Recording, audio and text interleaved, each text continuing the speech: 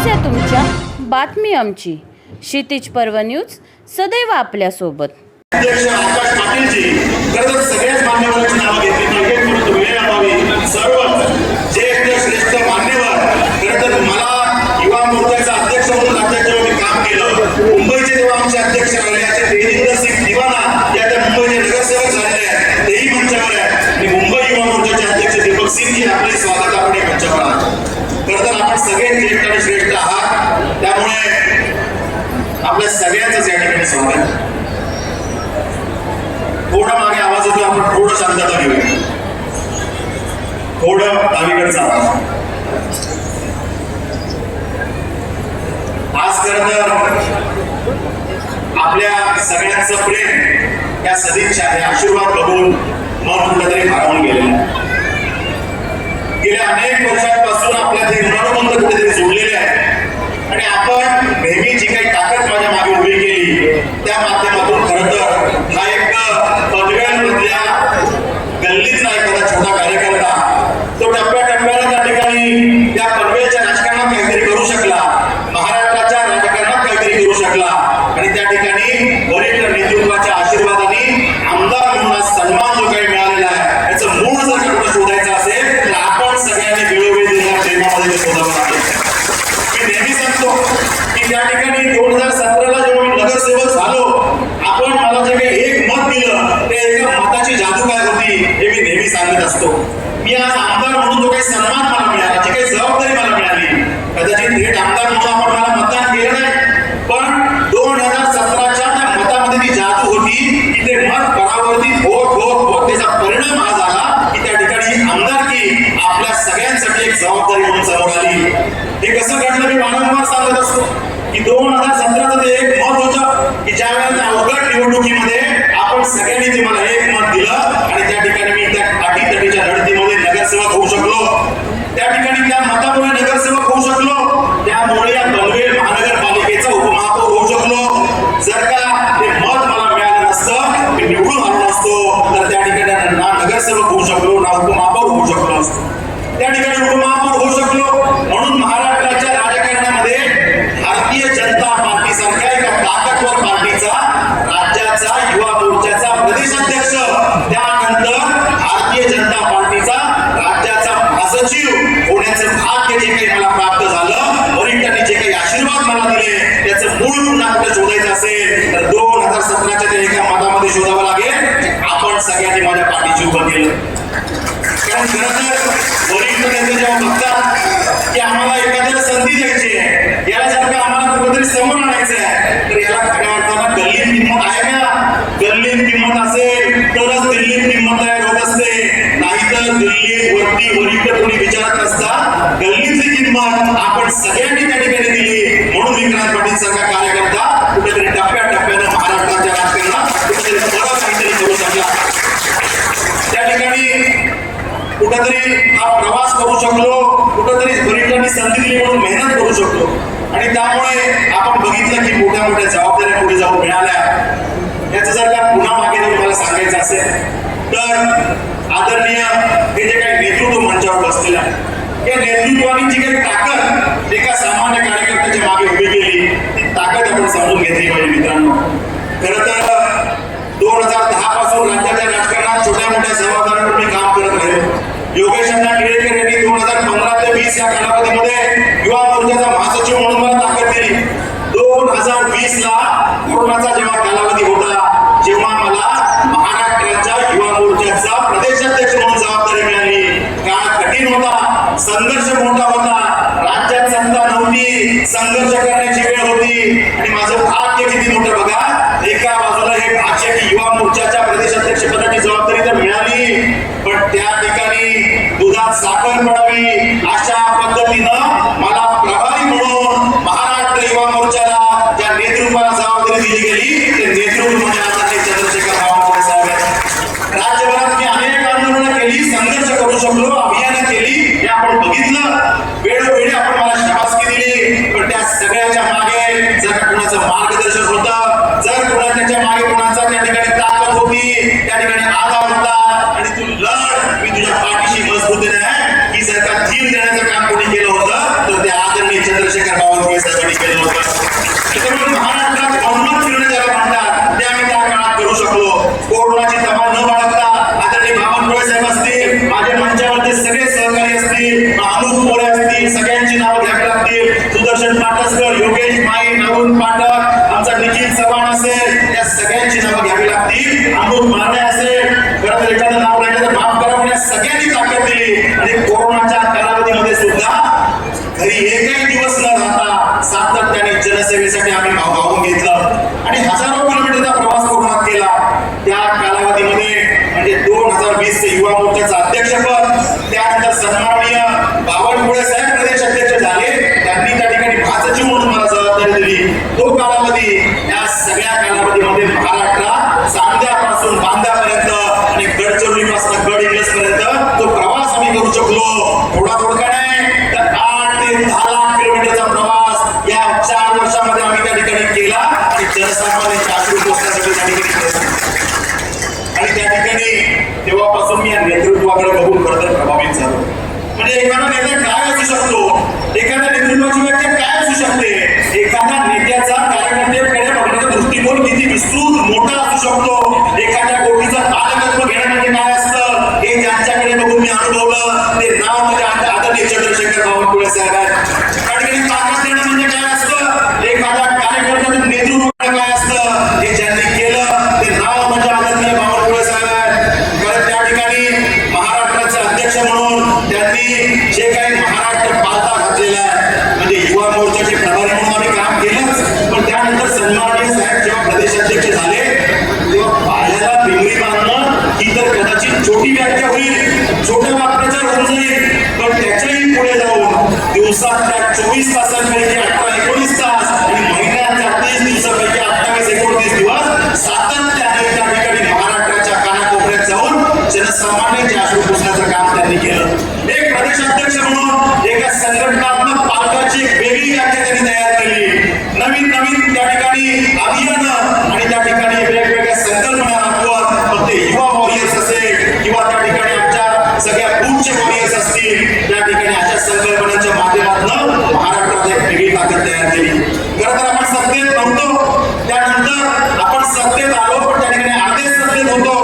त्या कालावधीमध्ये संघर्षाच्या काळात आदरणीय बावनकुळे साहेबांनी महाराष्ट्राच्या कानाकोपऱ्यात जाऊन महाराष्ट्राच्या 750 मंदिरांमध्ये संघटनात्मक साडा घेतलं, प्रत्येक कार्यकर्त्याला ताकद दिली. त्यावेळेला ते मंत्री नव्हते, प्रदेशाध्यक्ष होते, पण प्रत्येक कार्यकर्त्याचा आलेला अर्ज त्याच्यावरती एन्डॉर्स करून माझा कार्यकर्ता याचं काम तात्काळ व्हायला पाहिजे ही भाषा कार्यकर्त्यासाठी अधिकाऱ्यांशी बोलणारा कोणी नेता असेल तर त्या आदरणीय बावनकुळे साहेब आहेत.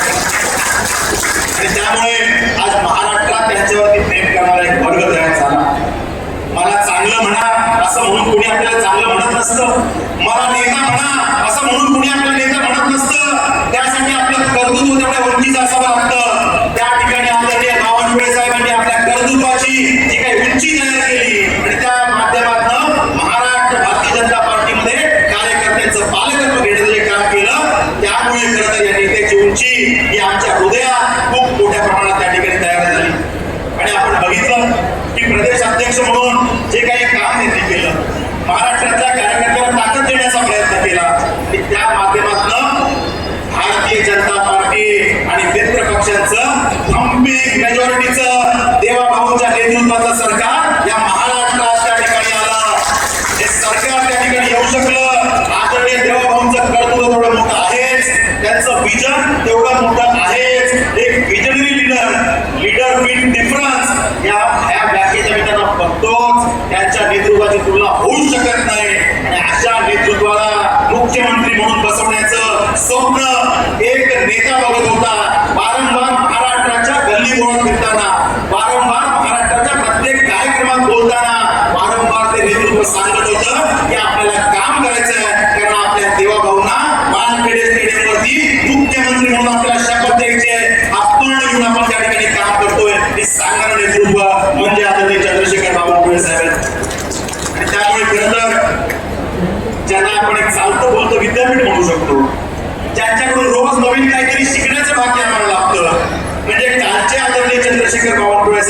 बडेशे बावनकुळे साहेब याच्यामध्ये रोज आम्हाला काही ना काहीतरी बदल बघायला मिळतो, नवीन काहीतरी शिकायला मिळतं. अशा प्रकारचं हे उत्तुंग नेतृत्व आहे.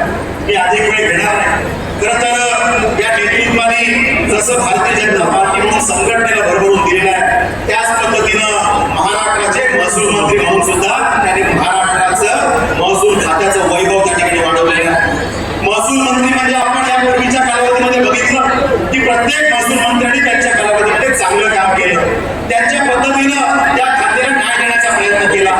पण मागच्या 1.5 वर्षात आपण बघतोय की महसूल खात्यामध्ये इतके निर्णय होऊ शकतात की याची पुस्तिका काढावी लागते, इतकी मोठी पुस्तिका आणि या मोठे मोठे निर्णय की ज्यामध्ये कार्यक्रमांची मालिका, निर्णयांची मालिका त्या ठिकाणी करू शकले. आणि त्या माध्यमातून एकच ध्येय की माझ्या गोरगरीब जनतेच्या डोळ्यातले अश्रू पुसले गेले पाहिजे, त्याचा सातबारा, त्याची जमीन, त्याची प्रॉपर्टी ही संरक्षित असली पाहिजे.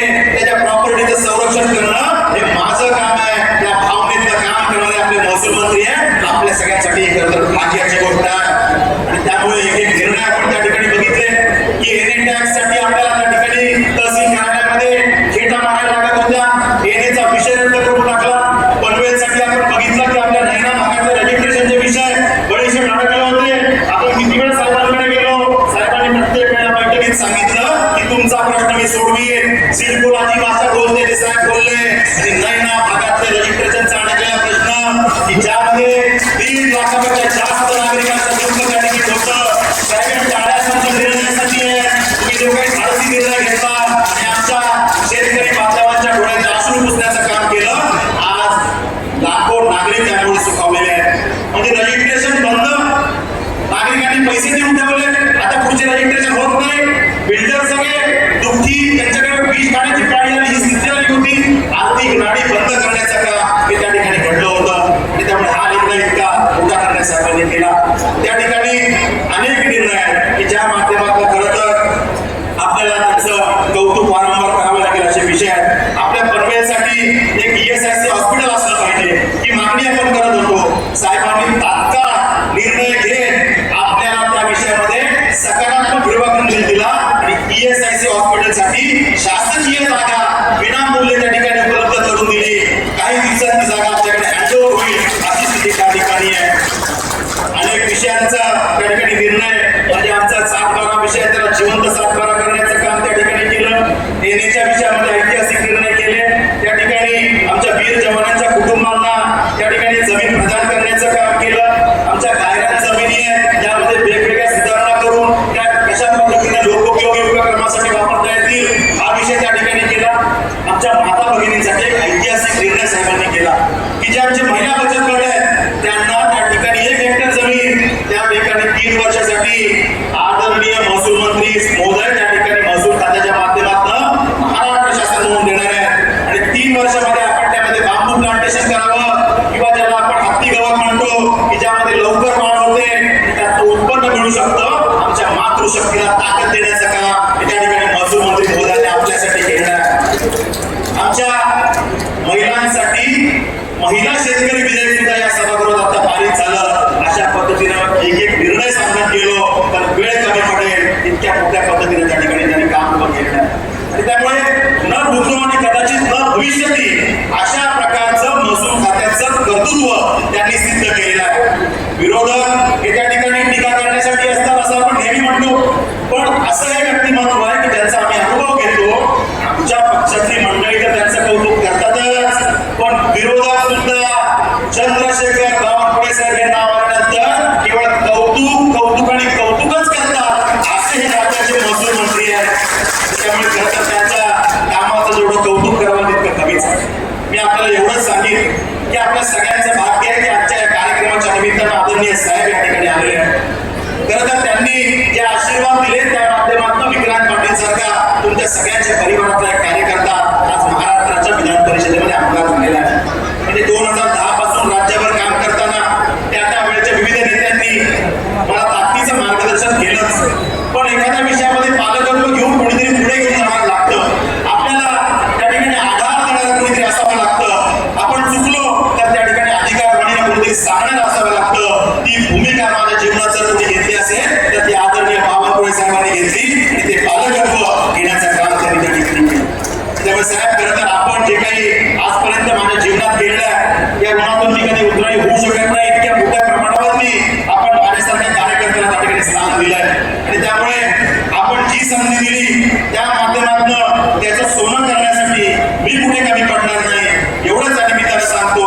आपला जो काही दृष्टिकोन असतो की जनसामान्यांच्या अश्रू पुसण्यासाठी काम कर. साहेब नेहमी सांगतात की विक्रांत आपल्याला त्या जनसामान्यांच्या डोळ्यातल्या अश्रू पुसण्यासाठी काम करायचंय, त्यांच्या चेहऱ्यावर हास्य उमटवण्यासाठी काम करायचंय. आपल्याला स्वतःसाठी काही नको, त्या जनतेसाठी आपलं जीवन समर्पित असलं पाहिजे. साहेबांनी सांगितलेल्या त्याच ओळीवरती काम करणारा विक्रांत पाटील नावाचा हा कार्यकर्ता आहे. त्याची प्रचिती वेळोवेळी तुम्हाला आली असेल.